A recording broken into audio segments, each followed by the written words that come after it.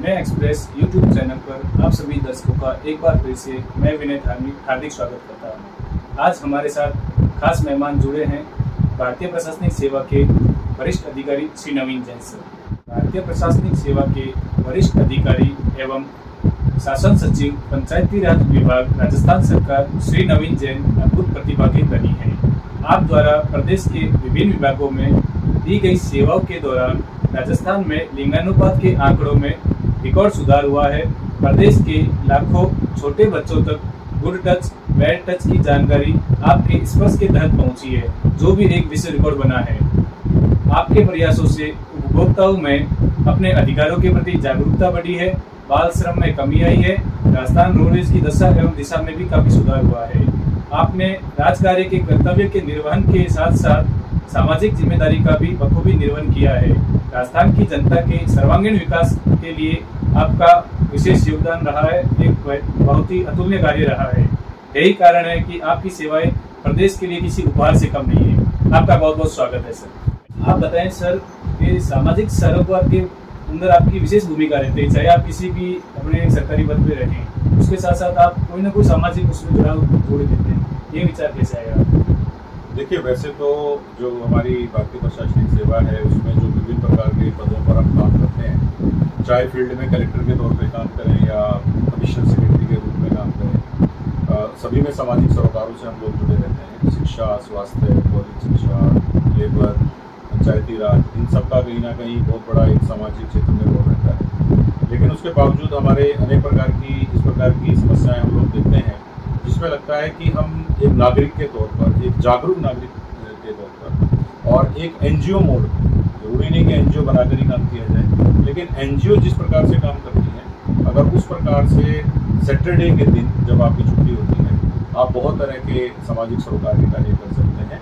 तो इसी बात को सामने रखते हुए लगभग 6-7 सालों से हम लोग लगातार कोई ना कोई काम ले लेते हैं। जब मैं मेडिकल एंड हेल्थ विभाग में था तो मेरे द्वारा कन्या भ्रूण हत्या के संबंध में डॉक्टर साथ विशेष प्रोग्राम चलाया गया, और मेडिकल डिपार्टमेंट से निकलने के बाद हम लोगों ने चाइल्ड अब्यूज़ के संबंध में कार्यक्रम चलाया। और इसके अलावा भी समय समय पर जो भी हमें लगता है कि समाज में युवाओं के बीच में जाने की ज़रूरत है, हम लोग उस तरह के सरोकार करते हैं।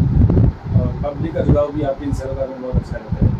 ये एक अच्छी पहल है आपकी। वर्ष 2015 से लेकर 18 के बीच में आपने स्वास्थ्य विभाग में रिकॉर्ड तोड़ कार्य किए, उसमें काफी विश्व रिकॉर्ड भी बनाए। महत्वपूर्ण उसमें ये रहा कि आपने कन्या भ्रूण हत्या जैसे घृणित कार्यों के लिए बचाव कार्य किए।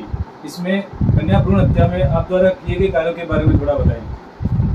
देखिए, वैसे तो नेशनल हेल्थ मिशन में स्वास्थ्य से संबंधित अनेक प्रकार के बिंदुओं पे काम होता है, चाहे वो मातृ स्वास्थ्य हो, चाहे वो शिशु स्वास्थ्य हो या परिवार कल्याण हो। लेकिन मेरे द्वारा विशेष रूप से फोकस किया गया था कन्या भ्रूण हत्या के विरुद्ध कार्य करना। आपको पता ही है कि राजस्थान में जो परंपराएं हैं, जो रस्में हैं, या जो माइंडसेट है लोगों का, परिवारों का, उसकी वजह से काफ़ी संख्याओं में कन्याओं को गर्भ में ही मार दिया जाता था। इस कारण से पिछले 30-40 सालों से राजस्थान का जब भी जनगणना में चाइल्ड सेक्स रेशो या लिंगानुपात जिसको हम कहते हैं गिना जाता था, तो वो लगातार गिर रहा था। तो मुझे नेशनल हेल्थ मिशन के एमडी के तौर पे काम करते समय इस विषय में कार्य करने का मौका मिला। हम लोगों ने जो एक पीसीपीएनडीटी ब्यूरो ऑफ इन्वेस्टिगेशन बना हुआ था, उसको पुनर्जीवित किया।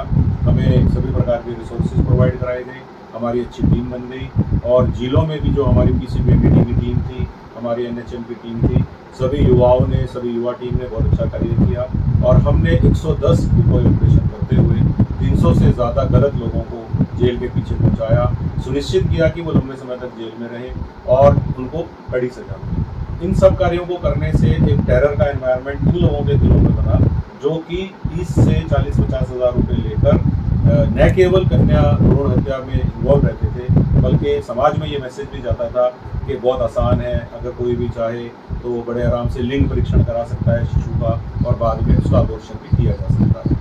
और इसका प्रभाव ये रहा कि लोगों ने आसपास के राज्यों में जाकर ये काम कराना शुरू कर दिया। लेकिन हमारी टीम ने गुजरात, पंजाब, हरियाणा, दिल्ली, उत्तर प्रदेश, मध्य प्रदेश तक में जाके डिकॉय ऑपरेशन संपादित किए, और कहीं ना कहीं जो अजन्मी कन्या है उसको बचाने के लिए प्रयास किए, और इसके काफ़ी सुखद परिणाम भी देखने को मिले। जी, उसके काफ़ी अच्छे परिणाम रहे। अभी NFHS 5 का डाटा कुछ दिन पहले रिलीज हुआ था, उसको देखने से बिल्कुल पता लग रहा है कि राजस्थान में जो चाइल्ड सेक्स रेशो है उसमें अच्छा इंप्रूवमेंट हुआ है। और दुर्भाग्य से कोरोना की वजह से 2021 में जो जनगणना नहीं हो पाई है वो निकट भविष्य में जब भी होगी उसके बहुत अच्छे परिणाम आने की संभावना है। एक और बहुत ही गंभीर मुद्दा है सर, काफ़ी सारी बड़ी सोसाइटियों में भी देखने को मिलता है, छोटे बच्चों के अंदर गुड टच बैड टच की अवेयरनेस आपने इस पर अभियान चलाया, तो ये भी बहुत अच्छा मुद्दा आपने उठाया। इसके बारे में कैसे विचार आया और कैसे ये कार्रवाई आगे बढ़ता गया, तो इसके बारे में जानकारी दीजिए। देखिए, हम सब लोग जानते हैं, अखबार भी पढ़ते हैं, चैनल्स भी देखते हैं कि हमारे पूरे देश में ही इस समय चाइल्ड सेक्स अब्यूज़ या दूसरी तरह से बच्चों को छेड़खानी करने की घटनाएं लगातार बढ़ रही हैं। समाज में विकृत मानसिकता के लोग घूमते रहते हैं और दुख की बात यह है कि जब चाइल्ड से रिलेटेड ये अब्यूज़ के मामले आते हैं तो 70% मामलों में, 80% मामलों में जान पहचान के लोग ये कार्य करते हैं। तो इससे हमें लगा कि कहीं ना कहीं एक अवेयरनेस बच्चों में क्रिएट करी जाए। और जो बच्चे स्कूलों में आते हैं, क्योंकि हमारे लिए स्कूल के बच्चों तक पहुंचना ज़्यादा आसान था, तो स्पर्श प्रोग्राम में हम लोग स्कूलों के अंदर जाते हैं, चाहे वो सरकारी स्कूल हो चाहे वो निजी स्कूल हो। हम वहाँ जाकर लगभग 1 घंटे का सेशन करते हैं। जहाँ प्रोजेक्टर होता है वहाँ प्रोजेक्टर के माध्यम से, मूवी के माध्यम से, और जहाँ प्रोजेक्टर नहीं होता है वहाँ पर हम लोग फ्लेक्सी चार्ट, पोस्टर्स, बैनर के माध्यम से अपना एक प्रेजेंटेशन देते हैं और बच्चों को बहुत इम्पोर्टेंट कुछ बातें सिखाकर आते हैं। 4 साल से लेके 12 साल तक के बच्चों को हम लोग ज़्यादातर टारगेट करते हैं, क्योंकि 4 साल से कम के बच्चों को समझाने के लिए बहुत ही विशेष एक्सपर्टीज की ज़रूरत है और 12 साल के बाद बच्चे लगभग अपनी बातों को समझने के लायक हो जाते हैं। इसीलिए हम लोग ज़्यादातर पहली से 8वीं क्लास के बच्चों को इन सेशंस में शामिल कर रहे हैं। और आपको जानकर खुशी होगी कि पिछले 3.5 साल में हम लोगों ने अगस्त 2019 में ये शुरू किया था और लगभग 3.5 साल के अंदर हम लोग 3000 से ज़्यादा स्कूलों में चले गए हैं और 25 जिलों में कहीं ना कहीं हमारे प्रोग्राम हुए हैं और 11 लाख से ज़्यादा स्टूडेंट्स ने, पेरेंट्स ने और टीचर्स ने हमारे सेशन अटेंड किए। जी, बहुत अच्छी भागीदारी पब्लिक की आपको मिली और जन सहयोग से आपका ये कार्य बहुत अच्छा आगे बढ़ा। हम चाहते हैं कि हमारे दर्शकों को भी कुछ महत्वपूर्ण टिप्स आप यहाँ बताएं कि कैसे वो गुड टच बैड टच से बचें, अपने बच्चों को बचाएं। जी बिल्कुल। देखिए, हम सब लोग जिम्मेदार परिवारों में रहते हैं, हम सब पेरेंट्स भी हैं और हमारे कुनबे में, हमारे कॉलोनी में, हमारे आसपास के घरों में बहुत सारे बच्चे ऐसे हैं जो छोटी उम्र के हैं और उनके साथ कुछ गलत व्यवहार किया जा सकता है। कई बार घरों के आसपास काम करने वाले लोग भी ये काम कर सकते हैं। बाज़ारों में कई बार बच्चों को जाना पड़ जाता है, कई बार बच्चों को पब्लिक गार्डन या बाज़ार वगैरह में या कोई शॉपिंग मॉल वगैरह में जाने पर किसी अजनबी के माध्यम से भी कोई गलत टच किया जा सकता है। तो सबसे बढ़िया तरीका यही है कि बच्चों को ज़्यादा से ज़्यादा ट्रेन करें। बच्चों को शर्म के मारे हम लोग कई बार कुछ इंपॉर्टेंट बातें नहीं बताते, उनको हमें धीरे धीरे तरीके से बताना चाहिए। हम पहला मैसेज लोग बच्चों को यही देते हैं कि अगर कोई अंकल आंटी भैया दीदी आपको अपने पास बुलाकर या तो आपको लालच देकर या डर दिखाकर आपके 4 बॉडी पार्ट्स को टच करके आपसे बात करते हैं या व्यवहार करते हैं तो ये अलार्म है। यानी कि अगर कोई आपके लिप्स को, कोई आपकी चेस्ट को, कोई आपके प्राइवेट पार्ट्स को या पीछे की तरफ आपके बॉटम्स को टच करके आपसे बात करते हैं तो ये पहला सिग्नल हो सकता है कि शायद वह व्यक्ति आपके साथ बैड टच करना चाहता है। इस तरह के सिग्नल्स को हमें समझना चाहिए। दूसरा, हम ये बताते हैं बच्चों को कि अगर आपके घर में कोई कुरियर आया है, कोई पैकेट आया है तो उसको आप घर के अंदर आके रिसीव मत करवाइए, आप गेट से ही उसको रिसीव करिए। अनजान लोगों के साथ आप घर की डिटेल शेयर मत करिए कि CCTV और डॉग वगैरह अगर आपने रखा है तो वो कहाँ है। और इसके अलावा अपने मम्मी पापा के मोबाइल नंबर शेयर मत करिए।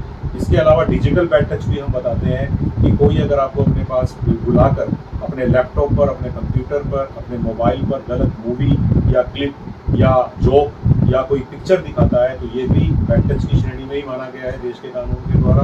और फिर हम बच्चों को ये भी बताते हैं कि अगर कोई अंकल आंटी भैया दीदी आपको बैड टच करने वाले हैं तो 3 सिंपल स्टेप फॉलो करके आप अपना बचाव कर सकते हैं। नो यानी कि चिल्लाइए, गो यानी कि वहाँ से भाग जाइए, टेल उसको घर के किसी सदस्य को जरूर बताएं, शर्म नहीं करें, जरूर बताएं। तो नो, गो, टेल हम लोग बच्चों को सिखाते हैं। और एक मैं जो इम्पोर्टेंट मैसेज लास्ट में देता हूँ कि अगर आप कहीं भी चाइल्ड अब्यूज़, चाइल्ड मैरिज या चाइल्ड से रिलेटेड कोई और गलत चीज़ देखते हैं जैसे कि child labour, child marriage, child labour और चाइल्ड अब्यूज़, ये तीनों प्रकार की अगर चीज़ आप देखते हैं तो 1098 यानी कि 1098 नंबर पर आप संपर्क कर सकते हैं अगर आपको मेरी से मदद नहीं मिल रही है।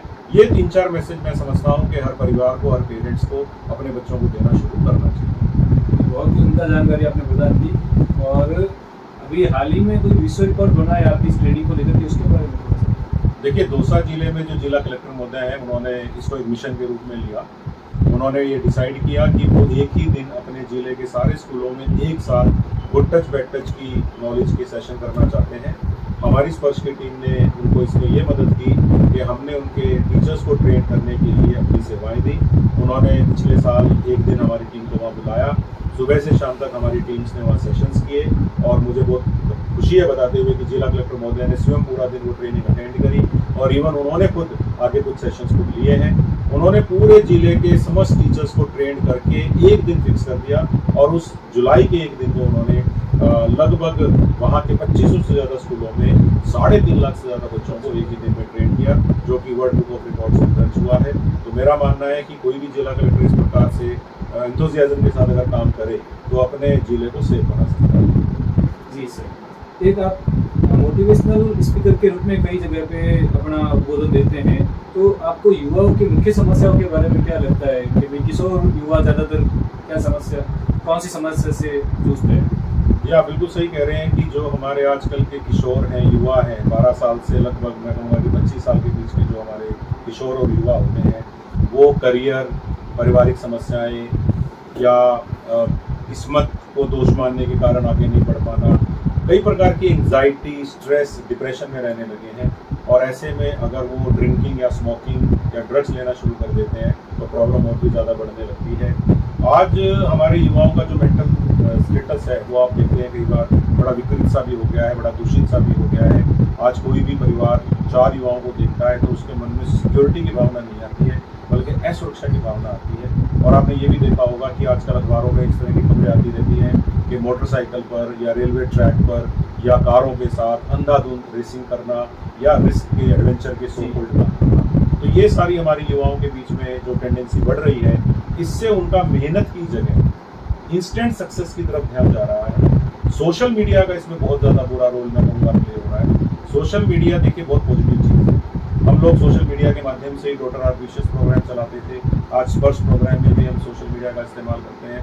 लेकिन बहुत सारे युवा इंस्टाग्राम पर गलत प्रकार की पिक्चर्स डालकर या गलत प्रकार की वीडियो देखकर आप देखते होंगे कि गलत राह पे जा रहे हैं। और मैं कहूँगा कि कहीं ना कहीं चाइल्ड अब्यूज़ की घटनाओं के बढ़ने के पीछे भी सोशल मीडिया पर जो इस तरह की वीडियो आते हैं भड़काऊ, उनका भी बहुत बड़ा योगदान है। तो युवाओं में आजकल मैं समझता हूँ कि इस प्रकार की समस्याएं थोड़ी ज़्यादा देखने में आ रही हैं। इससे बचाव के उपाय क्या बताते हैं? देखिए, मैं जब भी युवाओं से मिलता हूँ, मैं कोई काउंसलर तो नहीं हूँ या कोई साइकोलॉजिस्ट भी नहीं हूँ, लेकिन मैं उनको जीवन में जो हमने अपनी जीवन में कुछ चीज़ों को होते हुए देखा है या हमने जिन लोगों के बारे में पढ़ा है या जिन लोगों के बारे में सुना है, हमने भी लोगों से लेक्चर्स अटेंड किए हैं या कुछ बुक्स में पढ़ा है, हम वो सारे एग्जाम्पल्स, केस स्टडीज़ और स्टोरीज उनके साथ शेयर करते हैं।